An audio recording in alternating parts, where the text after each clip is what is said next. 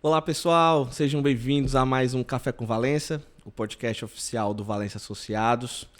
E como a gente viu no último episódio, capitaneado, eu devo dizer que eu talvez tenha ficado quase saindo do meu lugar de apresentador e cedendo para a brilhante performance da Cris. Cris apresentou o podcast passado da gente voltado para o Dia da Mulher, da Advogada Mulher, então foi uma mesa formada por mulheres, então parabéns a ela e todas as meninas.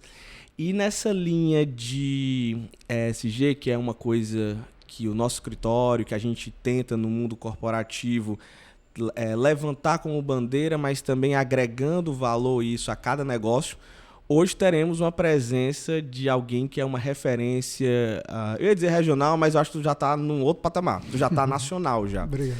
Que é Enio Leão, sócio fundador da Área Leão, uma consultoria voltada para governança, M&A, operações estruturadas. Ele depois vai falar um pouquinho mais sobre isso. Então, sem mais delongas, obrigado por você ter vindo aqui. Prazer, fico feliz demais de ser convidado. A gente tem algumas coisas em comum. Eu sei que você é roqueiro também, já foi falado isso aqui em outros episódios. Sei que você gosta de tênis, estava agora fora, a gente estava falando um pouquinho aqui no off sobre o Thiago Monteiro. E, amigo, acho que não tem como, enfim, lhe agradecer mais uma vez você ter vindo aqui, ter citado o convite de estar aqui com a gente, e queria que você contasse um pouquinho do teu começo. Acho que ele se confunde um pouco com a questão da governança nessa nossa regionalidade, mas também fica à vontade, o espaço é seu, e daí a gente vai enveredando aqui para os próximos temas e, de novo, obrigado por você estar aqui com a gente. Muito obrigado para o Saulo e todos que fazem o Valença, é uma honra estar aqui, eu admiro muito o escritório e para mim estar aqui conversando, trocando experiência com vocês é muito legal. Falando rapidinho da minha história, a primeira coisa que eu me orgulho, eu sou do Piauí, né? Sou de Teresina. Vim para cá com 15 anos estudar em Fortaleza, fazer o terceiro ano. Minha família sempre teve o costume de estudar fora. E vim fazer o terceiro. Por algum motivo eu queria fazer economia. Até hoje eu não sei bem o que eu vim em economia. Acho que eu achava bonita a Gazeta Mercantil. Mas acabou que eu escolhi o curso que tinha tudo a ver comigo. E entrei na economia na Federal. E eu lembro muito quando eu entrei na economia, tinha um amigo meu fazendo economia e direito. E aí eu perguntei para ele, e pode? Aí ele, pode, só não pode fazer se tu colocar nas duas em universidade pública, mas tu pode fazer Unifor. Exatamente. Eu disse, então no semestre que vem eu entrei no direito, fiquei fazendo os dois, passei bastante tempo fazendo os dois, mas chegou um momento que eu tinha que começar a trabalhar, tinha que tocar a vida, e a Federal na época estava entrando muito em greve. Eu acabei trancando a economia, desculpa. Pouca gente sabe que eu não terminei a economia. E fiquei com aquele negócio. Não sabia não. Tô sabendo agora disso. Todo mundo acha que eu sou economista, mas minha primeira formação é direito. Só que aí, quando eu terminei o direito, eu fui direto para o mestrado em economia. Eu disse, cara, eu não vou voltar para a graduação, já estava no 4º ano de economia. E aí fiz o mestrado, fiz pós-graduações em áreas diferentes. Nessa época, eu tinha montado um negócio. Cada historinha dessa aqui dá um podcast, mas como várias pessoas, eu tive um insucesso muito grande. Eu brinco que foi meu MBA. Com 18 anos eu resolvi montar uma loja de pneu para carro. Nada a ver com a minha vida hoje. Realmente? A única coisa que me ensinou foi que hoje, quando chega um cliente lá no escritório de reestruturação, vira para mim e diz assim, você nunca passou pelo que eu estou passando. Eu respondo para ele, você tem tempo para ouvir história? Eu tenho certeza que tu só passou por aí só poder contar essa história nas reuniões que tu faz hoje. mas brincadeira da parte, sei que não. Cara, é interessante ter vivido, olhando para trás, é interessante ter vivido isso, porque a gente consegue se colocar no lugar do cliente que está passando por um momento de dificuldade e a gente sabe que isso passa. Mas se você tiver perseverança, isso passa. E aí, quando não deu certo o negócio, eu fui trabalhar numa empresa em Concordato e fui lá ser financeiro. A empresa estava com a estrutura pequena na época, acabei me tornando como um gerente geral da empresa. Fiquei lá até levantar Concordato. Para quem é mais novo aí, hoje é RJ, né? Eu ia falar isso. E aí, daí, eu saí para casar e para ir morar no Canadá. Estava com tudo pronto para ir embora. Para aquele programa de Skilled Workers do Canadá, que eles escolhem pessoas que eles veem que tem um potencial acadêmico alto, para que eles dão um apoio muito grande para ir. Mas nesse período começou a aparecer consultoria para mim. Eu conheci minha consultoriazinha dentro de casa, no meu quarto. Eu dividi apartamento com mais 2 amigos, também do Piauí. E na mesma época minha esposa passou no concurso, acabou que a gente não foi embora, ficou por aqui, e aí começou minha vida de consultoria. Trabalhei numa outra consultoria durante quase 3 anos, na SM do Sérgio Mello, através do Delano, o Macedo trabalhava lá na época. E depois resolvi montar um escritório. Pena que eu não tenho esse documento, desenhei um plano de negócio para a Areia Leão. Na época não chamava Areia Leão, mas... E esse plano de negócio é exatamente o que o nosso escritório é hoje. É uma boutique financeira que tem uma tropicalização, que é trazer o conhecimento financeiro, jurídico e contábil para operações financeiras. E, né? tem um detalhe importante, eu acho, na tua jornada, que a gente estava conversando. Tu é o primeiro membro conselheiro do IBGC, Instituto Brasileiro de Governança Corporativa, fora do eixo sul-sudeste. Isso, aí você pulou 10 anos na minha carreira. Pulei 10 anos. Não, o que aconteceu foi... Se quiser voltar, fica à vontade. Naturalmente, o escritório começou, um escritório de consultoria financeira, em que a gente ajuda as empresas em momentos estratégicos, seja uma reestruturação, seja um crescimento, o momento de venda da empresa, e, naturalmente, questões societárias e questões de governança. E aí esse assunto foi me atraindo cada vez mais, e há 10 anos o capítulo do IBGC foi fundado aqui no Ceará, eu apoiei a fundação. Depois eu fiz o curso de conselheiro e esse assunto entrou realmente no sangue, foi cada vez me envolvendo mais. Comecei a participar do conselho de algumas empresas que a gente fazia consultoria nesse momento. E aí assumi a coordenação do capítulo do IBGC, que eu brinco que é o maior capítulo do IBGC no mundo, porque vai do Ceará ao Amazonas. Então, em tamanho geográfico é um mundo, né? É um mundo. E nesse processo, me apaixonei cada vez mais pelo assunto e fui convidado para me candidatar ao conselho do IBGC. E aí essa candidatura aconteceu no final do ano passado e esse ano eu assumi, acabei de voltar de São Paulo de uma reunião do conselho, a gente tem todo mês a reunião do conselho. E o IBGC, para quem não conhece, é o Instituto Brasileiro de Governança Corporativa. É uma instituição sem fins lucrativos, mas é o principal berço da governança do Brasil. Então, quando você lê, por exemplo, lei de estatais, a lei de estatais começou a ser escrita no IBGC. Quando você fala na defesa da governança corporativa no Brasil, ela nasce no IBGC e é realmente um lugar de muita experiência, onde todos os grandes conselheiros, as grandes empresas estão atuando. E a grande mudança que a gente teve, entre várias que aconteceram aí durante a pandemia, foi que o mundo se tornou digital, né? Sim. Então, com essa digitalização, com esse mundo online, o IBGC cresceu muito fora de São Paulo. Perfeito. Então, é aí que eu entro e é aí que tu aparece esse espaço. E realmente, quando você olha o IBGC, hoje a gente cresce mais fora de São Paulo do que em São Paulo. Deixa eu te perguntar. Hoje a gente trabalha com societário e está em operações, já tivemos a oportunidade de trabalhar juntos, até mesmo de se entender aí nas operações. Muito se fala de governança corporativa. E às vezes eu me pego numa reunião e o cara falando que quer ter governança, que é isso, que é aquilo. Só que na minha cabeça, às vezes, eu acho que nem o cara sabe o que é exatamente o que ele quer. Em outros casos, ele não sabe nem o que é governança corporativa. Então eu queria que tu desse um aspecto geral para... Porque isso tem várias nuances. Hoje eu estava falando no início da minha fala que tem a questão do selo, que isso está intrinsecamente ligado à questão do CCISG, só que isso é muito mais amplo e abrangente do que o que a gente costuma a ver por aí, até mesmo muita gente vendendo essas coisas que não sei se é exatamente da melhor maneira. Queria que vocês falassem um pouquinho disso. Como todo assunto novo, você vai ter muitas pessoas discutindo e um assunto que tem relevância, que tem um impacto econômico muito grande. Tem muito aventureiro, e aí você vai ter muita gente boa e talvez gente que não tem essa experiência. Primeiro, o que é governança corporativa? É a forma que uma empresa é gerida. Não significa que ela é boa, tá? Então, toda empresa tem uma governança. Toda empresa tem um jeito de ser gerido. O que a gente procura no IBGC é defender a boa governança. E o que é uma boa governança? É uma empresa que consegue aliar alguns conhecimentos. Primeiro, um conhecimento operacional, de ter regras, de ter compliance, de ter, eventualmente, tratar questões de governança, questões de ambientais, questões sociais, sustentabilidade, né? Mas também uma empresa que olha para sustentabilidade. E sustentabilidade, aí é outra falácia que a gente ouve, sustentabilidade não é abraçar a árvore. Sustentabilidade é dar sustentação a uma companhia no longo prazo.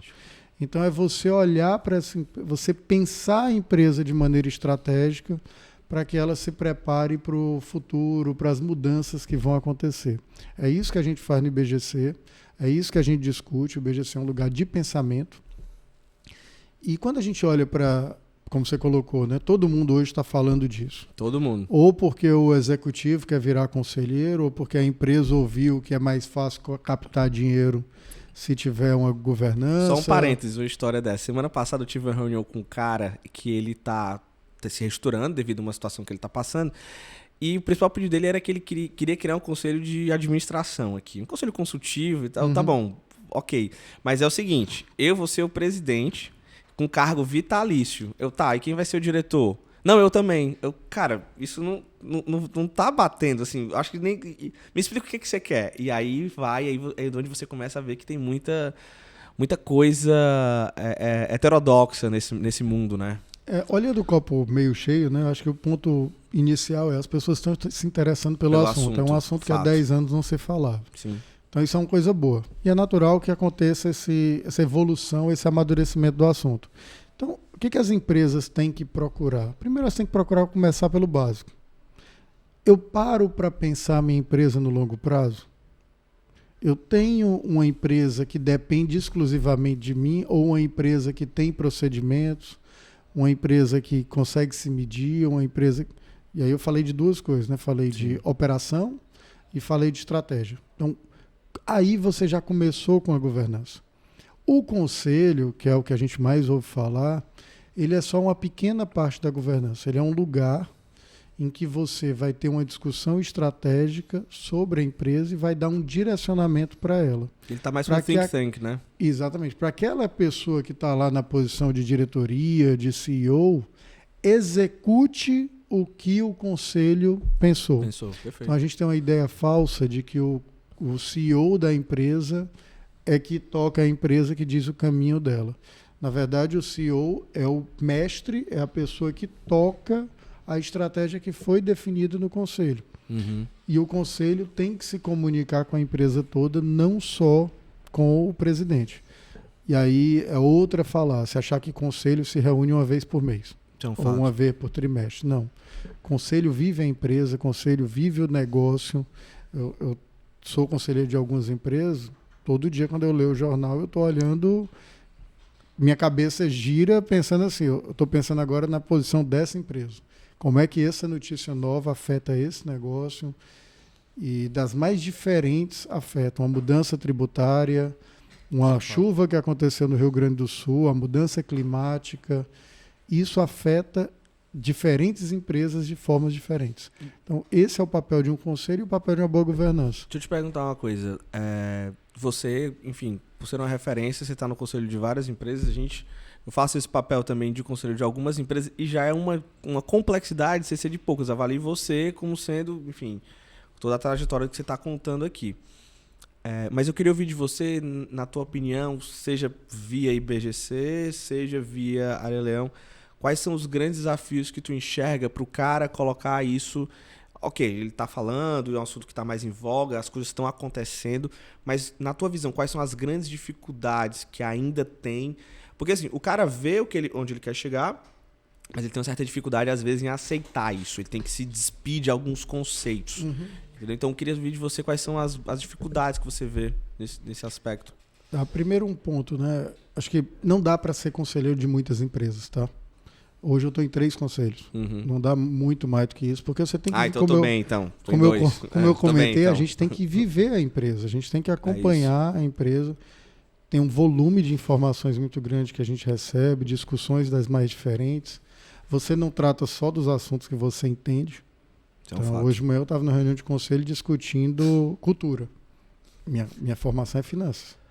Mas eu tenho que discutir cultura, eu tenho que discutir pessoas, porque faz parte da empresa. E um conselheiro, ele não é conselheiro de uma área, ele é conselheiro do negócio.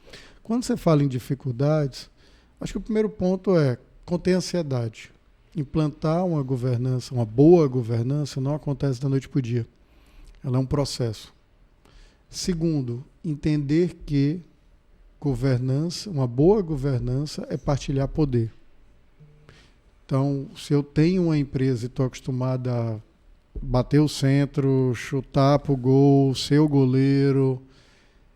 Se eu parar para pensar, essa empresa tem um risco alto. Porque se amanhã esse jogador não estiver na mesa, não estiver no campo, eu vou ter problema, né? Então, acho que a primeira grande dificuldade que os empresários têm é entender que partilhar poder não significa perder poder.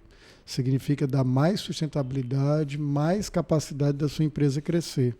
E aí você poder focar no que realmente você é bom. Todo empresário é bom em alguma... Qualquer pessoa. Sim. Ela é boa em alguma coisa e não tão boa em outras.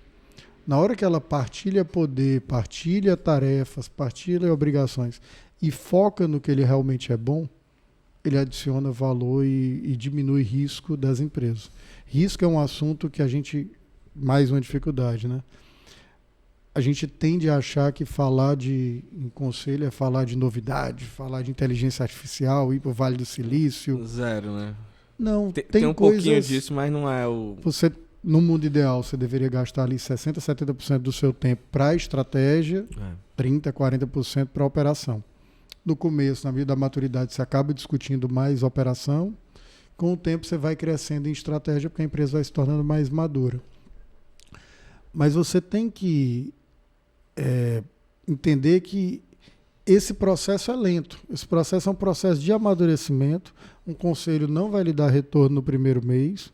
E também, falando também de uma dificuldade, não adianta pensar em uma boa governança se você não tem uma empresa bem organizada. Então comece podendo medir, tendo relatórios. Como é que eu vou ter uma reunião de conselho se eu não tenho informação boa da empresa? Se eu não tenho números financeiros, se eu não tenho satisfação de cliente, se eu não entendo o que está acontecendo com o meu mercado. Os mercados estão cada vez mudando mais rápido. Sim. Então, se eu for para uma reunião só para bater papo, o que eu vou agregar é pouco.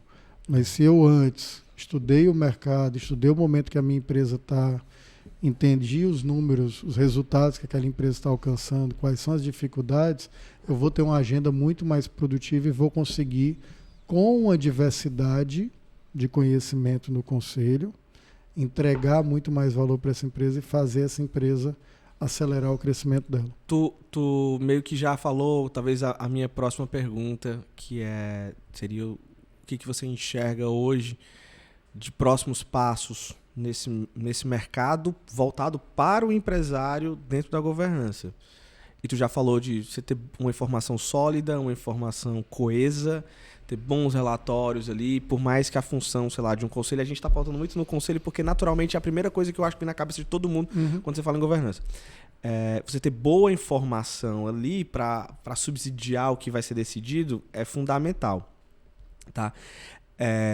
E aí vou pegar um pouco desse gancho para te perguntar, o que você enxerga daqui para frente que pode ser feito de boas práticas? E aí fica à vontade para falar sobre. Acho que depende, tem uma jornada, né? Como a gente sempre fala. A jornada começa por ter uma empresa bem gerida, com controles, com relatórios, que está aqui, a gente está falando mais de operação. E a partir daí a gente começa a pensar mais na estratégia, né? E na hora que eu penso em estratégia, eu tenho que conseguir administrar ansiedade com mudança. O mundo está mudando cada vez mais rápido, as empresas têm que se adaptar cada vez mais rápido, mas também não adianta, e eu acho que isso é maturidade também, achar que o meu negócio tem que mudar a cada reunião. Eu preciso estar atento, eu preciso, que a gente chama de pensar estratégico, é diferente do planejamento estratégico. Pensar estratégico acontece a todo momento. Sim. Mas eu tenho que entender qual é o propósito do meu negócio. É uma palavra que hoje também está muito na moda, tal, mas propósito é algo muito claro. O fundamento. Por que minha empresa O fundamento tem que ser o mesmo, né? Por que o Valença existe? Esse propósito não muda. Sim. O que muda é a forma que você atende o cliente. Você vai ser presencial, vai ser online, vai ser com inteligência artificial, mas você tem um propósito de atender seu cliente. Sim. Então, se você conseguir ter uma empresa com informações operacionais, uma cultura forte, eu falei pouco de cultura ainda, cultura para mim de novo, é igual governança, toda empresa tem, tá? Sim. Uma boa cultura ou uma cultura ruim. Mas é ela que vai fazer o rumo da sua empresa. Porque não adianta você dar treinamento de qualidade de atendimento se não está na tua cultura que o cliente está no centro. Até porque o primeiro processo, ele cai diante de uma cultura que é meio de vidro ali.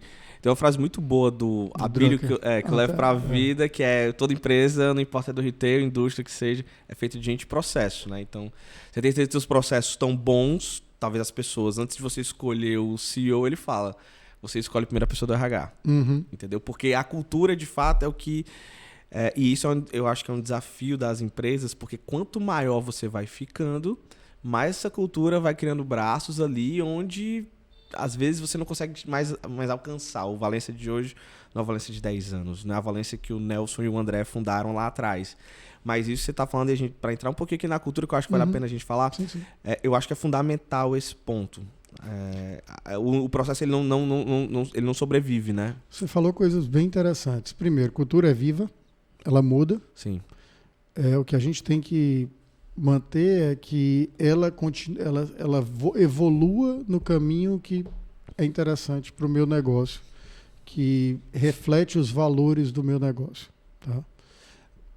Tem duas formas de olhar. Quando eu sou muito pequeno, é fácil passar a cultura, porque todo mundo está numa sala só. Numa sala, mas ao mesmo tempo eu não tenho orçamento para investir em cultura. É isso. Quando eu sou grande, eu tenho a dificuldade de gente no mundo inteiro, mas eu tenho orçamento para fazer isso. Eu acho que antes de dinheiro ou de tamanho, é quanto a empresa investe tempo e quanto ela dá clareza da cultura dela e realmente ela vive a cultura. É muito fácil você colocar uma placa na parede dizendo que o cliente está no centro, até você ter que assumir um prejuízo para respeitar um cliente. Que aí você diz, putz, não tem no meu orçamento esse budget para assumir esse... Com licença, tá? Esse erro que o meu advogado cometeu e a gente vai ter que assumir um prejuízo. Tranquilo. Se fosse a contabilidade, eu teria permitido aqui também. Mas a gente tem que entender que a cultura não é o que está na parede, é o que eu vivo. É isso. Então, na hora que eu vivo e realmente eu respeito aquela cultura, sua empresa vai se fortalecer. E com uma boa cultura, o resultado vem junto. A gente tem vários exemplos de empresas pequenas, grandes, enormes, que vivem cultura e a gente vê que o resultado vem claramente da cultura que ela coloca em todas as pessoas que estão ali dentro. Até porque eu acho que isso dialoga também com o ponto do que tu falou, talvez lá no começo da nossa conversa. A empresa não ser só você.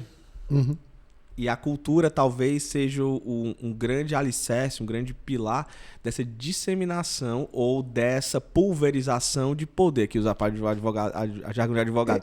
Essa pulverização do poder aí. Ela é pro bem e pro mal. Controle. O bem e pro mal. Se você não tomar a frente da sua cultura, a cultura vai desvirtuar e você vai ter uma cultura ruim nessa empresa. Você tem vários exemplos disso, né? De culturas negativas, né? Algumas que viraram processos trabalhistas bem conhecidos. Vocês são mais novos, acho que não conhecem a história do corredor polonês, que algumas empresas é só usavam a cara essa de cultura, novo, mas né? eu não sou mais tão novo assim, não. Os cabelos estão faltando já. Então, essa cultura, e de novo, ela muda. Em algum momento, o corredor polonês era aceito. Era normal no comercial você ter isso. Hoje é impraticável, hoje é impossível. Não existe você imaginar que vai fazer um corredor. Para quem não sabe, corredor polonês é você passar no meio de umas pessoas e levar um monte de tapa na cabeça, né? Exatamente. Porque não bateu a meta. Ou botar uma orelha de burro porque não bateu a meta. Muito. Eu trabalhei em área trabalhista quando eu era estagiário e tinha processos relacionados a isso. Então você ainda pegou o final disso. Então o que acontece? A cultura existe. Agora, a questão é a cultura que eu quero, que eu acho que gera valor para a minha empresa, ou é a cultura que eu perdi a mão e ela passou a existir? No caso do corredor polonês, era a cultura que eu queria, que aquela empresa queria. E durante muito tempo ela viu o resultado naquilo. Mas na hora que você para de investir em cultura, para de investir em viver a cultura, porque o exemplo arrasta, né? O exemplo arrasta. Na hora que você diz o cliente é o principal, mas você está numa reunião, sei lá, você está batendo papo aqui, numa conversa no almoço, e o cliente liga com um assunto urgente, você diz, não, isso aqui eu não vou atender agora não. Alguém viu aquilo? Por que ele vai fazer diferente? Eu tenho uma grande amiga que trabalha com questões de ESG e de governança também em São Paulo, que ela fala uma frase que é espetacular. Inclusive, Jana, essa frase é sua. Só para poder dar nome a quem tem. Ela fala que a cultura come o planejamento no café da manhã. É Peter Drucker. Então, eu até achei que a frase que eu ia falar agora há pouco. Essa frase é do Drucker. E assim, o que ele quer dizer é a vida real... A vida real supera qualquer planejamento que exista, então, né? Isso que a gente está conversando aqui parece distante, mas isso é governança. Governança, relembrando, é a forma que as empresas é o todo dia. Isso é o dia a dia da gente, né? Então, governança não é aquele conselho que você vê na novela com a copo de uísque na mão. Isso é verdade. Governança é a vida da empresa. O que a gente tenta na governança? Criar um método para você conseguir dividir seu tempo na proporção da importância de cada assunto. Porque se eu não tiver uma agenda, eu vou viver só o dia a dia. É o prazo que está vencendo, é o cliente novo que chegou, é a proposta que eu tenho que emitir, o honorário que eu tenho que faturar. Mas eu tenho também que gastar tempo com controle, eu tenho que gastar tempo com cultura, eu tenho que gastar tempo com inovação. Sim. Eu tenho que pensar se daqui a 10 ou 20 anos o Valença vai continuar existindo como é. Se os processos vão ser da mesma forma, se eles vão ser julgados por inteligência artificial. É a hype hoje, né? A moda falar de... É essa. Eu ainda acho que está longe, mas... Eu também acho. Mas eu acho que ela vai mudar muito a produtividade. Já mudou em alguns setores. Não existe a gente tocar grandes clientes aqui se você não tiver ali um robô, tudo, coisa assim. Vários, às vezes. Pois é, então, assim... O que a gente se propõe no IBGC é ajudar no método para você ter uma governança que olha todos esses aspectos. E a governança também muda pelo estágio da empresa. Tem momento, a governança de uma startup não é a mesma de uma empresa consolidada e muito menos é a da Vale. Para cada tipo de empresa existe uma governança, porque governança, e aqui eu estou tentando tirar alguns mitos, né? Sim. Governança também não é o que engessa. Se a sua governança estiver engessando a sua empresa, provavelmente você não tem uma boa governança. Você tem que fazer algum ajuste ali em alguma medida para que deixe sua empresa acontecer. É isso. Esse tema dá para falar assim 30 horas dias. A gente vai passar uma semana aqui gravando vários episódios sobre isso. E aí, queria te agradecer por você ter vindo aqui falar esse papo. Poxa, como eu estava falando, a gente pode enveredar para várias searas, falar sobre vários aspectos menores e essas diferenças todas, o que a gente vê, o que a gente estuda. Mas o tempo é curto, porque senão a gente vai ficar aqui até amanhã. Então, obrigado por você ter vindo aqui. Muito obrigado. Espero que você tenha gostado da experiência. Que você volte aqui. Na verdade, a gente tem aí Depois eu vou chamar o Eliardo aqui para vir falar também um pouquinho sobre outra perspectiva. Bem mais interessante. Não sei, eu sou suspeito para falar desse tema. Então, queria te agradecer mais uma vez. Pessoal, obrigado pela audiência. Eu não falei no começo, mas vou falar agora. Se inscrevam no nosso canal para vocês seguirem, ativem lá o sininho, coloquem lá nos comentários o que vocês acharam, quais são os temas que vocês gostariam que a gente falasse, porque para a gente é importante esses feedbacks, para você estar ali, nossa, estamos aqui nesse caminho que é o certo, tá? Então, a forma da gente também conseguir um pouquinho mais da atenção e de saber o que vocês gostariam de ouvir, tá? Então, muito obrigado. Obrigado, Enio. Obrigado. Fiquem ligados e até o próximo Café com Valença.